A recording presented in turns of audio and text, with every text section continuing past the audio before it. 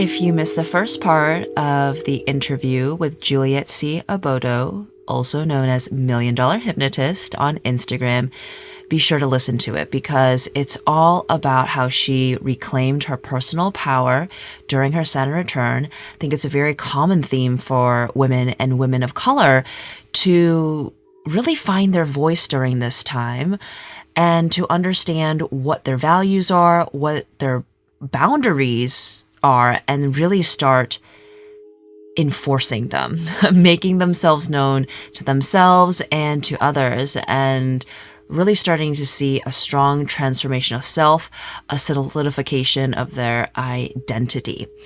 And in this episode, we're actually going to talk about how Juliet rebranded, re-energized hypnotism, because before I really encountered Juliet's work, I thought hypnotism was kind of kitschy, like all the things you see on TV and the way that people had shared it with me, like even early on in Woo Woo Company. I remember a hypnotist had approached me, but I don't know, she just didn't really have that energy that made me really excited about the possibilities and the potential of using hypnosis to help me reprogram my subconscious and help me really kind of shift my mindset. And so Juliet really describes how when she went through all of these certifications for hypnosis and how she first started to practice it, share it with people, that she was kind of laughed at. People didn't really take it seriously, but she held the course. She believed in it. She believed in how it changed her life.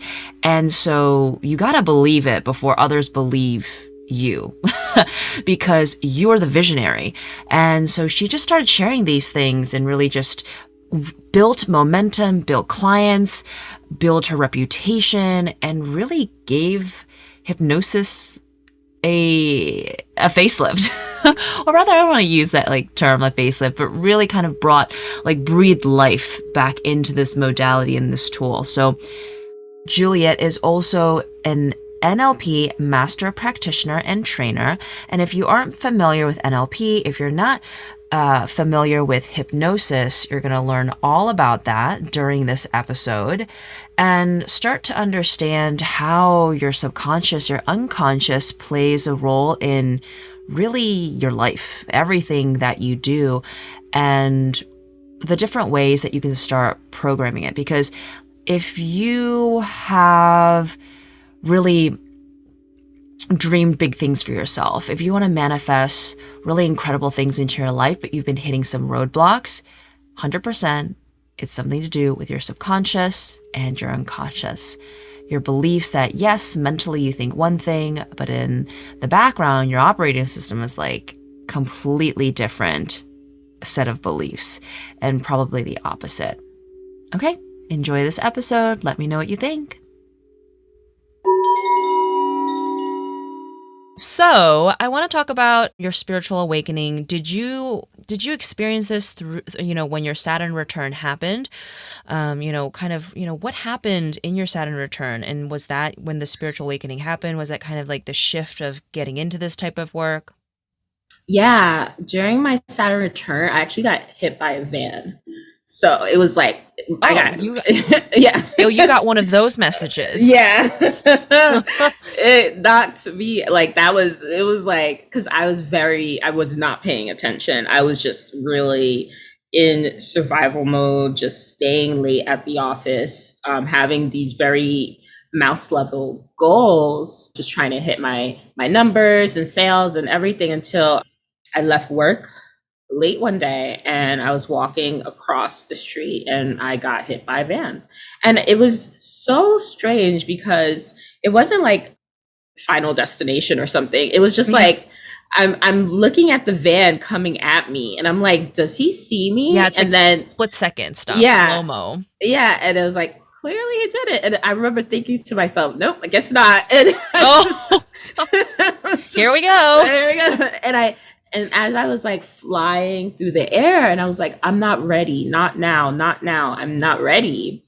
And then I landed and I was just Like I didn't know where I was, what was happening. And when I woke up, I just saw like a firefighter, I think. I don't know. I haven't, and then he was gone. I don't know who this person was, but he looked at me and he was like, he like nodded his head, like, okay, it's time.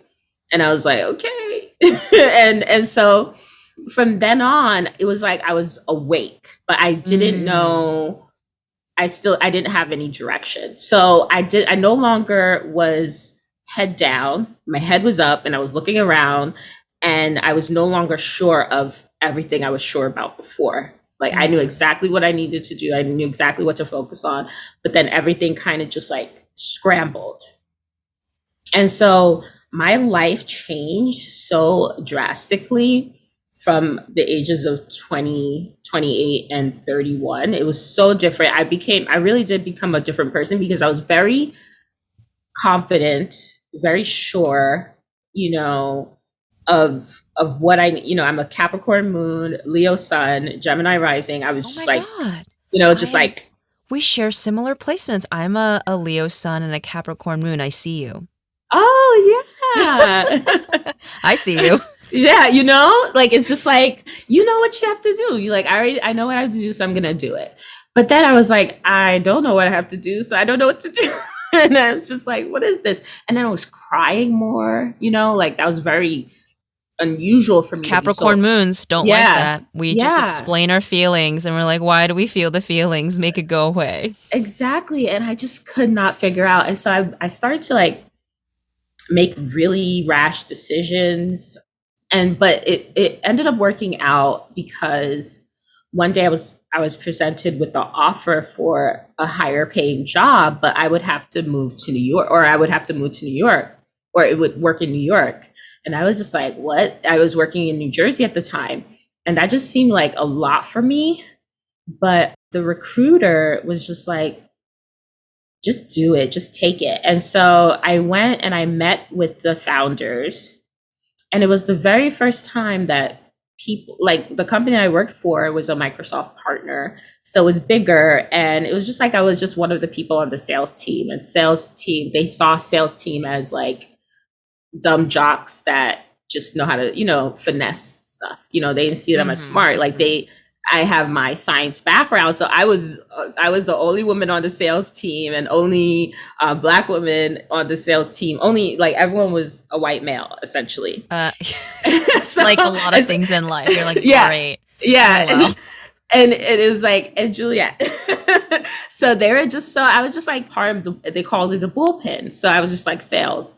But when I went to meet these founders, they told me their story. They took me to dinner. They're like, we really want you. And it was like the first time I was wooed, and sales was important. They knew how important I would be. And so I made the leap, and it was just so different. I felt like Ariel, like just getting my legs, trying to figure it out using a fork to comb my hair because it was very, very different because I was very used to just being the worker bee, not the queen bee. And it was your Leo sun coming in hot. Yeah, exactly. Because I was always like, even if a friend with the friend group that I had, the smart one, and then I started to I started making more money. So I started to like shop more, and then I finally moved to New York because commuting was too much. And I was just really coming to my own. And then some of my friends that I had at the time, they were like, you know what?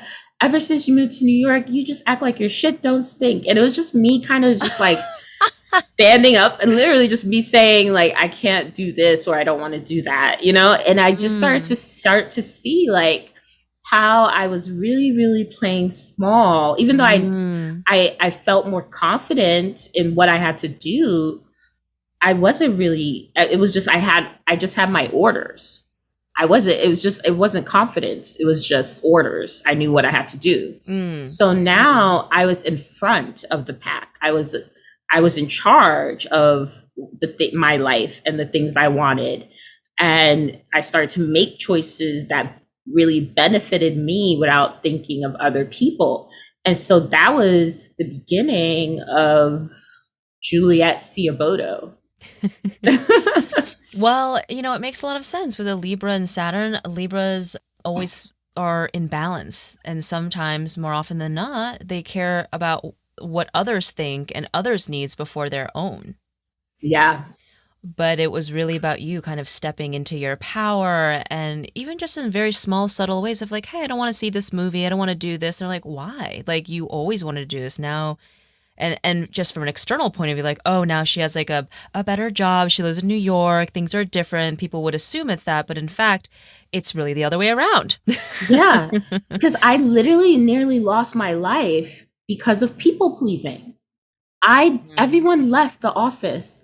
I stayed at the office for brownie point, and I'm a former Girl Scout too. Like I was eldest daughter of African parents. Like I was born to people please. Like the power that I had as a toddler, just like it just was diluted, and it was just like it was tamed, and I just was just coasting, and I nearly lost my life. And so the firefighter that I saw was looking at me, was like, girl, get up. Like, no, like it's time. It was just like, it was so weird. It was like, he didn't say anything. And it was just like, he didn't belong. Do you think that it was not someone who was actually there? It could have been like a spirit or kind of like an extension of your own mind? Yeah, because I didn't see him anywhere else. Like he was just gone. And he I just feel looked, it when you first mentioned it. I felt like a lot of shivers in my body, and I was like, ooh, this is like a little bit spirity. yeah. And he kind of like, he didn't look real. Like it was kind of just like, he's like, I'm pretending to be a human. This is how humans are. Like Mark Zuckerberg kind of thing. Just like, oh my God, I totally understand. Yeah. Yeah, like, hey, girl, do not do that anymore. So it was just like a head nod, like, you got it? Like, you get the message? You get the point? I'm like, yeah, I get the point, shit. and this was on kind of like a light tap on your body. You said you flew. Yeah, I flew, and it was like, but and so I had a herniated disc, but I pretty much, like, I was fine. Even though I got hit by crazy. Yeah. It was just like, girl, like, can we get your attention? This is how we have to get your attention. A lot of that stuff happens like during a Saturn return, right? Like it's a spiritual awakening. It's a dark night of the soul. There's just so many things happening. But then of course, like your purpose becomes unlocked as you begin to understand your bearings of the world you're in, but of yourself. I think it's so easy to be on autopilot. Like we have these operating systems that, we don't even know, unbeknownst to us, that's already within us. And then, I feel like Saturn return is really that time when things get like shaken up and you're like, oh, wait, I don't think I want any of these things anymore. And when that happens, it's very jarring. But if you can make it through and not go back to the life before, I mean, the rewards that you reap are incredible, as you've experienced. Yeah, I was honor roll student. Always, I didn't really get in trouble. I was a good worker, employee of the month. And then suddenly I became unemployable. People started to describe me as diva. I was never really described as a diva. That wasn't, I was not the diva. I was like the Girl Scout. And so I started to shift into that. And first I felt bad. So I was experiencing anxiety and depression because of these shifts and how and because now I had this need, because before I could people please and be fine, but now it was like the resentment was building. You just feel it, just shows up very differently, and it feels awful. Yeah. And I was like, no, you can't talk to me this way. No, I don't. And people were like, you weren't always this sensitive. It was like, no. Rude, sensitive. Yeah. Yeah. And even now, and so now that I'm in my 30s, right? And now that I'm in a higher tax bracket, I'm also making more shifts. Mm-hmm. And now my leadership is on a public display, not just with family members or friends. Like now this shift is now on the internet. And I remember I knew I was like coming up against a really big shift, or things were getting really good, because that's when people come to me and start saying, "Oh, are you going to be different when you're rich?" Or, "Wow." Like, and people are They like, feel "Yeah, the energy. They can see yeah, that they can, because that new alignment in frequency, like that's what it feels like when you're gonna hit like the superstar track. yeah." They really sense it, and I'm like, I don't know what you mean, but I'm gonna put myself first even more. So now I was kind of like a recovering people pleaser. Now it's like, sorry, I don't know what to tell you. That's you how you receive it. You know, it's like, I'm sorry that you feel that way. That's how I apologize. Like for I'm like, I'm sorry that you feel that way, but this is my life and this is what I want to do. Mm-hmm. With my parents, you know, standing up to them, having Mm-hmm. boundaries. Like Oh, I boundaries with the immigrant parents. Yeah, like and recently, like I told my mom, like, you know, she was calling me to complain, and like I have a Oh, session and yes. stuff like that. Mm-hmm. Like, you know, about, like, you know how your parents, like, they made me into a tiny adult. I was the eldest, so I didn't really have a childhood. So I've been reparenting myself, and Mm. so we're getting into that. And then so now I'm a healer. She sees like, oh, see, like she could continue to. I'm like, no, they paid me. I'm not an emotional dumping ground. I said, I don't want to talk. So I said to her, I said, I don't want to talk about this anymore. I have a lot on my plate. And she's like, okay. And I was able to do that very calmly. And I've gotten to the point where it's not me like kind of being sounding like a whiny teenager. Like, leave me alone. I don't want to do. It's like, hey, I have a lot on my plate. This isn't Yeah. really something I want to talk about right now. And people know that, or I'll say, or I'll just remove myself from situations or from people. I say, hey, I know that I don't know what fun shade is, or sassiness is, but we are not on a reality show. Either you are a safe place for me or not. If you're my friend, then this should be a safe place for me to express my emotions, Mm-hmm. express my opinions. And Mm-hmm. of course, we're not all going to have the same opinions, but I shouldn't feel like I'm not free to share my opinions with you if you are my friend. So, you know, I'm very open now. And then if that person doesn't seem receptive to it, then all right, then that's it. And I feel like people are unnecessarily dramatic because of the entertainment that we watch is just so excessively dramatic, and people don't realize like how that's influencing their subconscious and unconscious. Yeah, it's like we are living in the Western world, right? And we are in our 30s, and most of my friends now make over $200,000 a year. That's a very small minority in the US. So we Mm-hmm. are very, very privileged. Whether we have other marginalized identities, we are still very, very privileged. So there's no reason, and we're healthy, you know, able-bodied individuals. And I'm very aware, and I'm very aware of this because I live in gratitude, you know, and I used to never be like that. But now I'm very, very grateful for even the smallest things, like, oh, finding the perfect plum, like, oh my gosh, this plantain was ripe, perfectly ripe 2 days later. Like I live in gratitude. And Mm-hmm. so when I come across people that seem to find the littlest things to be upset about or to nitpick, I I state my case, and if they continue to do it, I leave the space. And it's very powerful. I think it's easy to think that, oh, this is just how life is, this is how a person is, but you don't need to have that in your life. I definitely know people who all they do is complain, and I'm like, okay, your life is really good.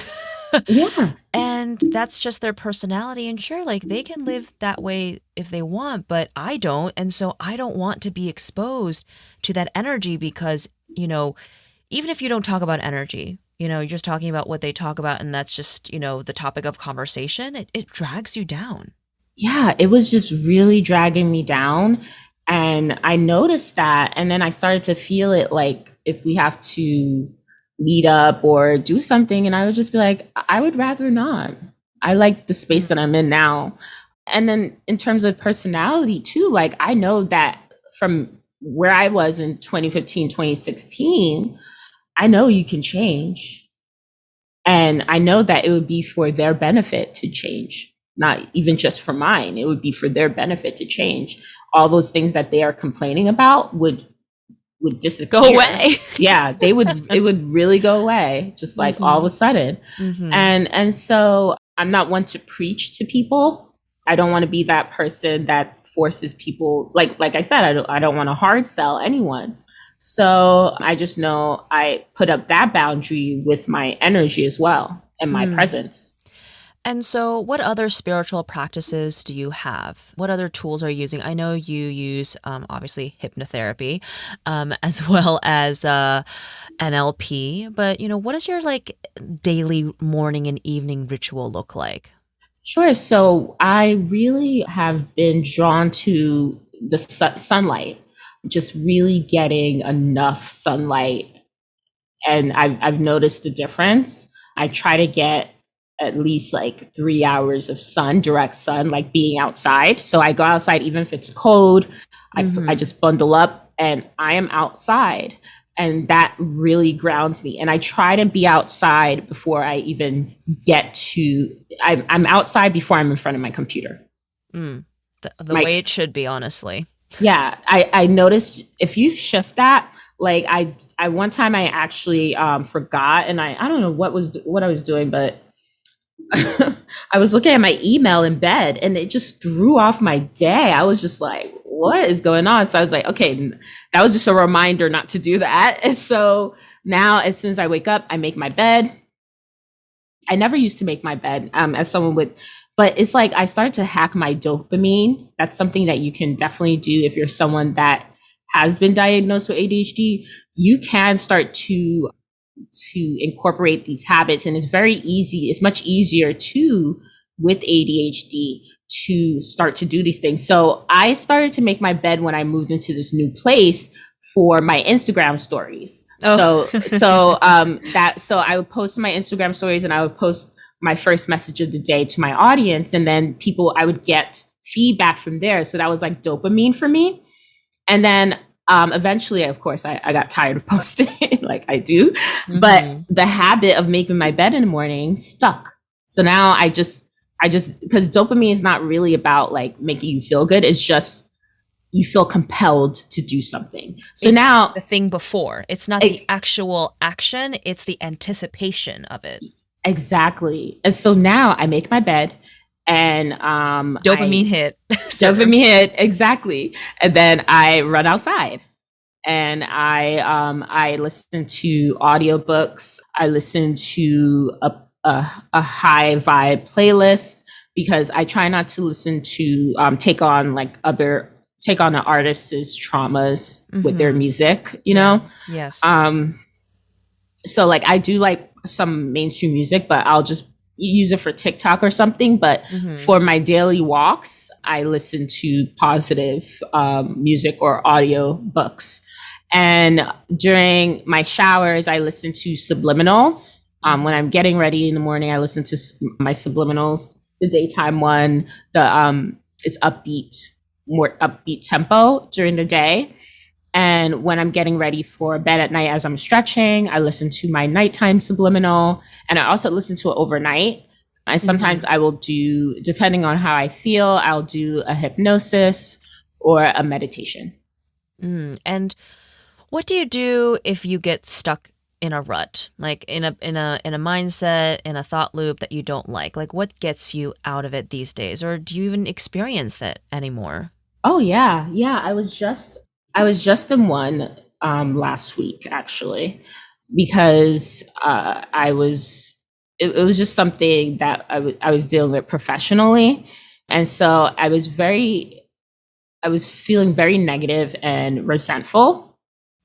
And so I was like, I need to shift this energy. So I picked one of my programs to shift my energy. And I started to do the morning meditation, subliminals during the day. I curated a YouTube playlist to play in the background as I worked. I didn't watch any reality TV or anything. I just watched positive YouTube videos and listened to audiobooks. I just shifted in doing a mental diet. I didn't talk to people that usually like complain or make me feel bad. I spent a lot of time outside, but not in public spaces, like at different parks. I started to cook more versus like ordering out, just really kind of resetting my frequency, and just took a week to do that. So I always have like a week. And then in October, I was really, really feeling weird. So I took entire month off from social activities. So I didn't really go out or anything. And I usually do like maybe a few days or a weekend off, but I just took the entire month off because I felt so off. It was just so off. So that helped me really recenter. And then last week I felt a little bit of residual stuff. So I recentered again. And so now I'm back and I feel so much better. But just really taking that time to consume things that were high vibrational, whether it's speaking to people, watching something, reading something, whatever I was eating. I started just eating a lot of Nigerian food. Like I just really looked at all areas of consumption, and that really reset me. Yes, energetic cleansing and reset of the whole mind, body, and soul. Yeah, yeah. Oh, and I started to sweat more. I did high intensity. Very good. Yes. Yeah, I did high intensity workouts just to sweat some more, just because I was like, oh, and it kind of like make me feel a little physical pain. So to ground me, because I was very in my head. Yes. So that helped as well.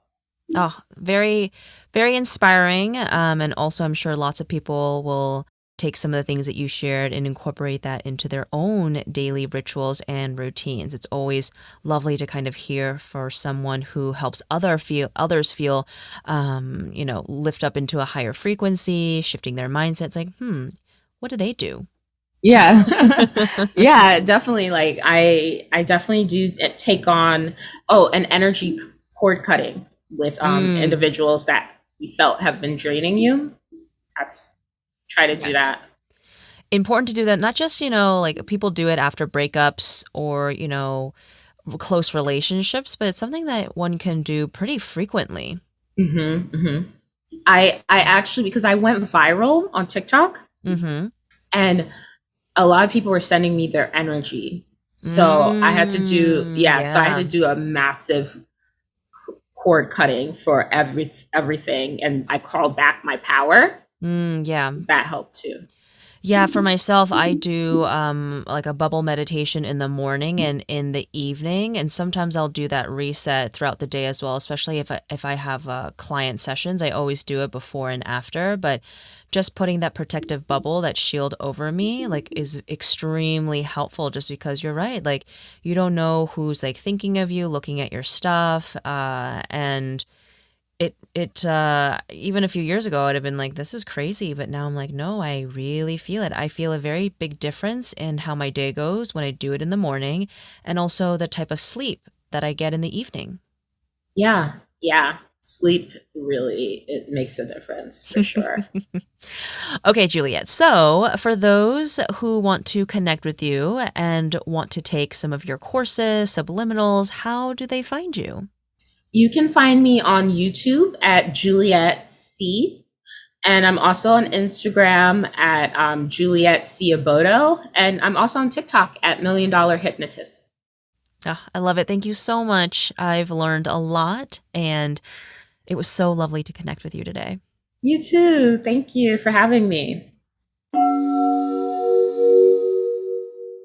Spirituality has really transformed my life. It was something that I was always looking for, but didn't know that I needed, and that's what I was searching for. It's helped me to really come home to myself, to develop more faith in my own abilities, as well as trusting that everything will be okay. Because ultimately, if that's the conversation, the narrative that's happening in your head, then everything will be okay.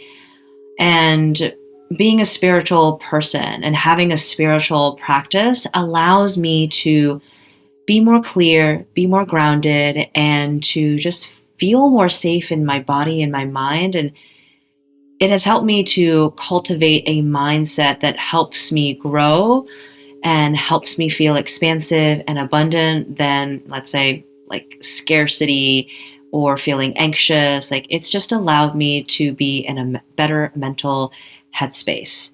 And I know that when you're going through a spiritual awakening or kind of just like, in the beginning stages of dabbling it or really diving deep, it can feel pretty overwhelming. And know that I'm always here for you. So you can message me on Instagram or text me on my hotline, which is at 202-918-3414. If you find that you need more support and you would like to work with me one-on-one, I have my career clarity readings, which will help you figure out your next steps in your career or creating a business. And then if you want to work with me longer term to really have a transformative experience or have someone kind of support you as you're going through a transition, you can work with me in 3-month segments or in a 6-month container. Those are options for you. And I see the transformation within the first few weeks of us working together. And I'm just always so grateful that I'm able to help people figure out what they want to do in their lives, figure out the businesses they want to create, because I know it's not easy. I've done it myself. And really, my why, my life's mission is to help people move into alignment and help people, live a better life and start the businesses that they are scared to start, but they need to start. And if you know someone who would benefit from listening to one of these episodes, please send it their way. And if you haven't done so already, I would super appreciate a 5-star rating. It would mean so much to me.